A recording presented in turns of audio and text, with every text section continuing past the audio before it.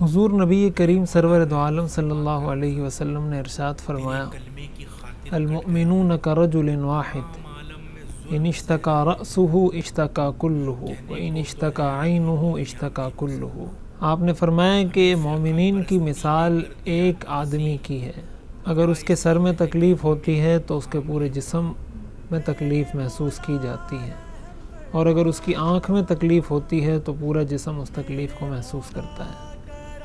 یہ مسلم شریف کی روایت ہے، حضرت نعمان ابن بشیر رضی اللہ تعالیٰ عنہ اس حدیث کے راوی ہیں۔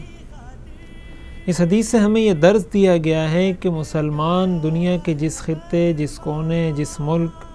جس علاقے کا واسی اور رہائشی ہو، دوسرے مسلمان سے اس کا رشتہ انتہائی مضبوط ہے، چاہے وہ دوسرے ملک کا ہو، چاہے وہ دوسرے علاقے کا ہو، چاہے وہ دوسری زبان کا ہو، لیکن اگر وہ کلمہ طیبہ پڑھتا ہے اور خود کو مسلمان کہتا ہے، حضور علیہ الصلاۃ والسلام نے پوری دنیا میں بسنے والے تمام مسلمانوں کو ایک جسم کی مانند قرار دیا ہے۔ اور ایک جسم کا مطلب پھر یہ ہوا کہ جب انسان کی آنکھ میں تکلیف ہوتی ہے تو ایسا نہیں ہوتا کہ ہاتھ اور پاؤں یہ کہیں کہ آنکھ میں تکلیف ہے میرے ہاتھ میں اور پیر میں تو نہیں، تو یہ آنکھ کا مسئلہ ہے، میرا نہیں، بلکہ اس تکلیف کو آنکھ بھی محسوس کرتی ہے، اس تکلیف کو ہاتھ بھی محسوس کرتے ہیں، پیر بھی محسوس کرتے ہیں، پورے جسم میں بے چینی ہوتی ہے۔ سر میں درد ہو پورے جسم بے چین ہوتا ہے، جسم کے کسی حصے میں تکلیف ہو پورے جسم میں تکلیف ہوتی ہے۔ اس حدیث کی روشنی میں مسلمان قوم کو، مسلمانوں کو یہ دیکھنا ہے کہ آیا ہم اپنے مسلمان بھائی کا دکھ درد محسوس کرتے ہیں یا نہیں کرتے ہیں۔ آج دنیا کے مختلف خطوں میں مسلمانوں کو ظلم و ستم کا نشانہ بنایا جا رہا ہے۔ شام کے اندر کئی سالوں سے مظلوم مسلمانوں پر بمباری کی جا رہی ہے، کئی لاکھ لوگ اپنے گھروں سے ہجرت کر چکے ہیں، نہ جانے کتنے ہزار افراد اس میں شہید ہو چکے ہیں۔ برما کے اندر روہنگیا مسلمانوں پر ظلم و بربریت کے پہاڑ توڑے گئے، ان کو ذبح کیا گیا، ان کو قتل کیا گیا، ان کے گھروں کو جلایا گیا۔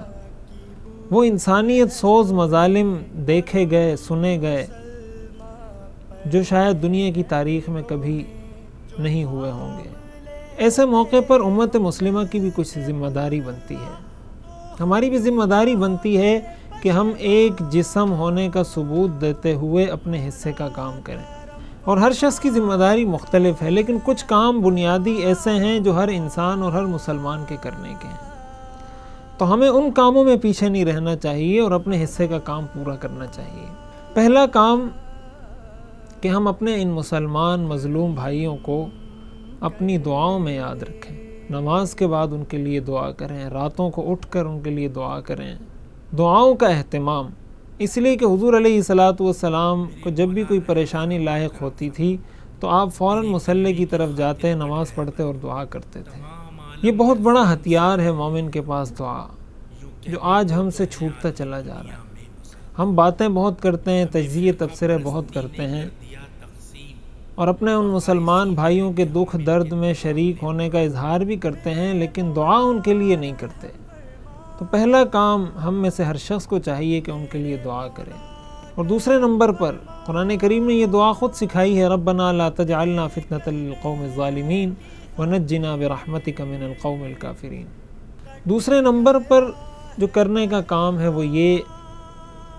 کہ سوشل میڈیا پر اس حوالے سے بھرپور کمپین چلائی جائے، سوشل میڈیا پر اس موضوع کو ہائی لائٹ کیا جائے۔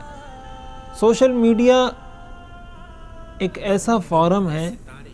جو ہر شخص کی دسترس میں ہے، جس تک ہر شخص کی رسائی ہے، اور یہ اس وقت مؤثر ترین فورم ہے میڈیا کا۔ پرنٹ میڈیا اور الیکٹرانک میڈیا سے کئی گنا آگے بڑھ کر مؤثر ترین میڈیا ہے سوشل میڈیا۔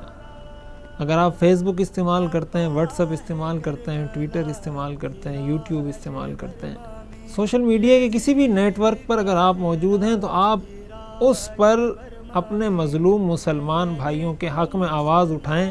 تاکہ دنیا کو پتہ چلے کہ اسلام اور مسلمانوں پر دہشت گردی کا لیبل لگانے والی قومیں خود ان کا بھیانک چہرہ دنیا کے سامنے آئے۔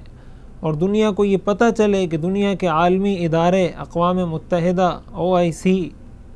جو بات بات پر مسلمانوں کو مورد الزام ٹھہراتے ہیں اور مسلمانوں کی ذرا سی کسی ایک شخص کی غلطی کو پوری قوم اور پوری امت پر تھوپ دیتے ہیں، انہوں نے ان ساری چیزوں سے نظریں چرائی ہوئی ہیں، آنکھیں بند کی ہوئی ہیں، جیسے ان کو سانپ سونگھ گیا ہو۔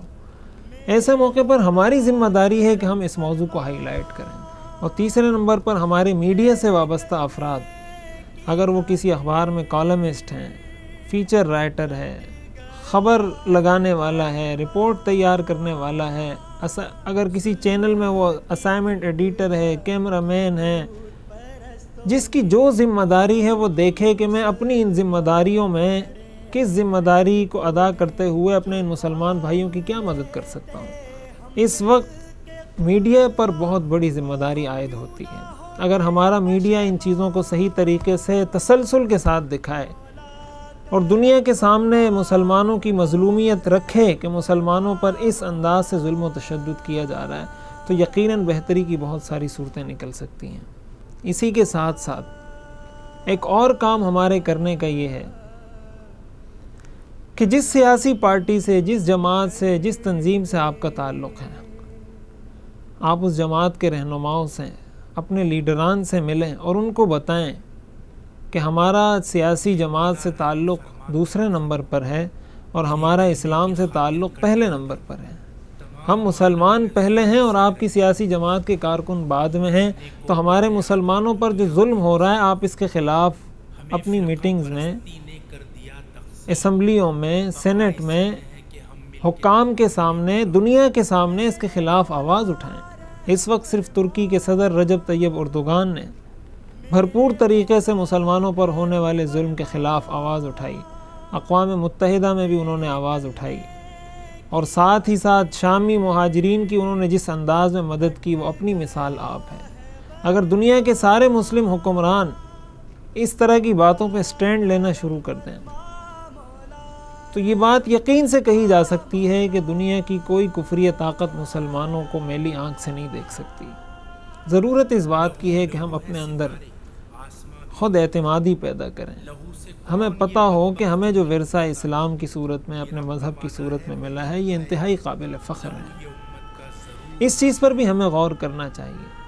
اور ساتھ ہی ساتھ مؤثر احتجاج کے جو قانونی اور آئینی طریقے ہیں ان کو استعمال کرتے ہوئے اپنا احتجاج ریکارڈ کروایا جائے، تاکہ دنیا کو پتہ چلے کہ مسلمان اس کے خلاف سراپا احتجاج ہیں،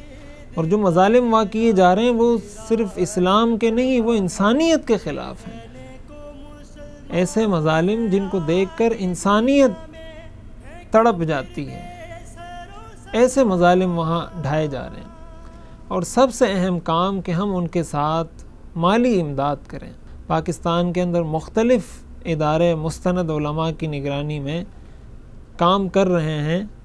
اور وہاں تک امداد پہنچانے کا نظم اور سلسلہ انہوں نے بنایا ہوا ہے۔ تو مستند علماء کی نگرانی میں چلنے والے جو ادارے ہیں جن پر آپ کو اعتماد ہے، ان کے ساتھ مل کر اپنا حصہ شامل کریں۔ اگر آپ کچھ تعاون کر سکتے ہیں، 100 روپے کا تعاون کر سکتے ہیں، 200 روپے کا تعاون کر سکتے ہیں، ان کے ساتھ تعاون کریں تاکہ آپ کا بھی کچھ حصہ مظلوم کی مدد میں شامل ہو جائے، اور اس حدیث پر ہمارا بھی کسی درجے میں عمل ہو جائے کہ مسلمان ایک جسم کی مانند ہیں۔ اگر جسم کے کسی ایک حصے میں تکلیف ہوتی ہے تو پورے جسم میں تکلیف ہوتی ہے۔ اللہ تعالی ہمیں عمل کی توفیق عطا فرمائے۔ اور ہم مسلمان پڑے ہیں فرقوں میں۔